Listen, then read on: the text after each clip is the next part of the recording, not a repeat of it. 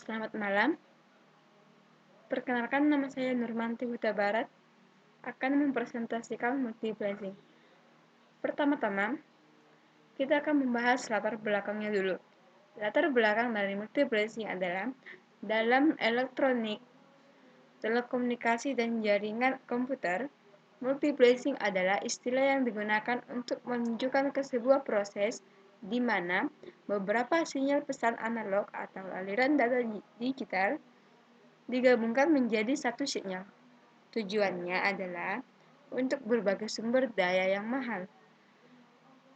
Kedua, kita akan membahas tentang pengertian multiplexing. Pengertian multiplexing adalah suatu teknik mengirimkan lebih dari satu atau banyak informasi melalui satu saluran. Informasi melalui satu saluran, istilah ini adalah istilah dalam dunia telekomunikasi. Tujuannya untuk menghemat jumlah saluran fisik, misalnya kabel, pemancar atau penerima, atau kabel optiknya. Penggunaan multiplexing. Penggunaan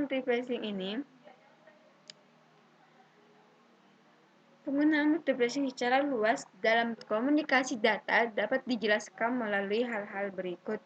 Yang pertama, semakin tinggi rate data, semakin efektif biaya untuk fasilitas transmisi. Maksudnya, untuk suatu aplikasi dan pada jarak tertentu, biaya per kbps menurun bila rate data fasilitas transmisi meningkat. Kedua, sebagian besar perangkat komunikasi data individu memerlukan dukungan rate data yang relatif sedang-sedang saja. Sebagai contoh, untuk sebagian besar aplikasi komputer pribadi dan terminal, rate data di antara 1600 bps dan 64 bps sudah cukup memadai.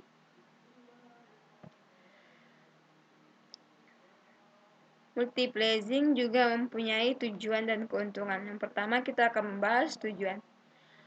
Tujuan dari multiplexing adalah meningkatkan efisiensi penggunaan bandwidth atau kapasitas saluran transmisi dengan cara berbagai akses bersama-sama. Keuntungannya juga ada. Keuntungan dari multiplexing adalah komputer host hanya butuh satu port I/O untuk banyak terminal. Yang kedua, hanya satu line transmisi yang dibutuhkan. Yang ketiga, beberapa alasan penggunaan multiplex. Alasan yang pertama adalah menghemat biaya penggunaan saluran komunikasi. Yang kedua, memanfaatkan sumber daya efisiensi mungkin. Yang ketiga, kapasitas terbatas dari saluran telekomunikasi digunakan semaksimum mungkin. Dan multiplexing juga mempunyai tekniknya. Kita akan membahas teknik yang pertama, yaitu frekuensi division multiplexing atau disingkat dengan FDM. Gabungan banyak banyak kanal input yang menjadi sebuah kanal output yang berdasarkan frekuensi, di mana gabungan ini digunakan ketika bandwidth dari medium melebihi bandwidth sinyal yang diperlukan untuk transmisi. Tiap sinyal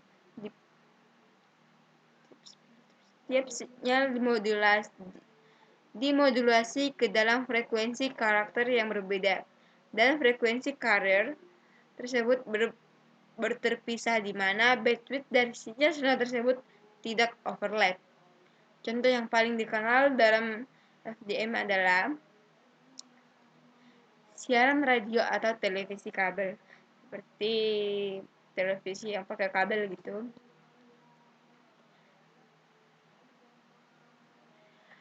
Yang kedua itu ada time division multiplexing atau TDM. Secara umum, TDM menerapkan prinsip bergiliran waktu pemakaian saluran transmisi dengan mengalokasikan satu slot waktu atau bisa disebut dengan time slot. Bagi setiap pemakai saluran atau user, TDM juga terminal atau channel pemakaian bersama-sama kabel yang cepat dengan setiap channel membutuhkan waktu tertentu secara bergiliran atau round robin time cycling. Biasanya waktu tersebut cukup digunakan untuk menghantar satu bit, tapi kadang-kadang dipanggil bit interpolation. Dari setiap channel secara bergiliran atau cukup untuk menghantar satu karakter. Atau kadang-kadang dipanggil karakter interpolation atau byte interleaving.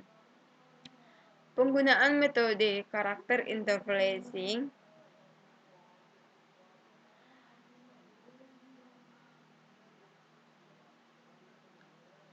ada juga statistical time division multiplexing.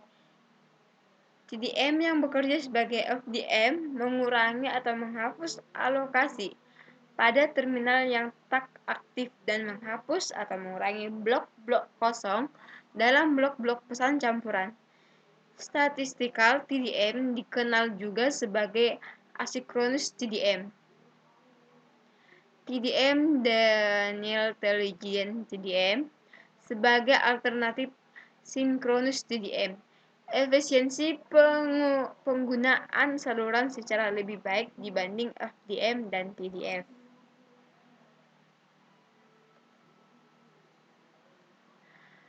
Selanjutnya ada frekuensi division multiplexing atau FDM. Prinsip dari FDM adalah pembagi bandwidth saluran transmisi atau sejumlah kanal dengan lebar pita frekuensi yang sama atau berbeda, di mana masing-masing kanal dilokasikan ke pasangan entitas yang berkomunikasi. Contoh aplikasi FDM ini yang populer pada saat ini adalah jaringan komunikasi seluler seperti GSM atau Global System Mobile, yang dapat menjangkau jarak 100 meter sampai dengan 35 km.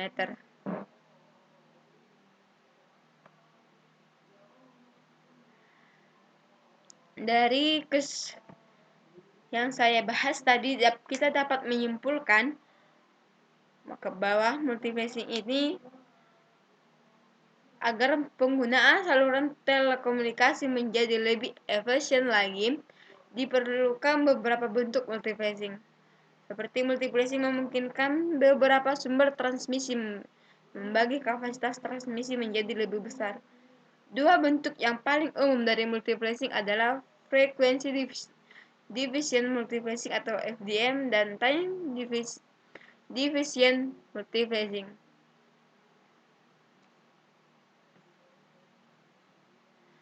Ada juga frekuensi division multiplexing bisa digunakan bersama-sama dengan sinyal-sinyal analog.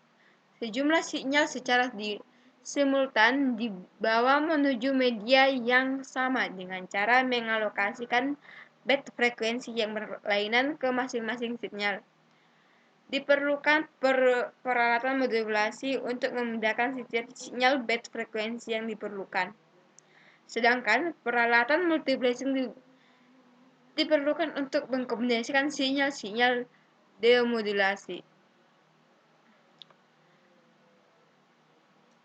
Demikianlah presentasi saya. Apabila ada kekurangan, saya mohon maaf.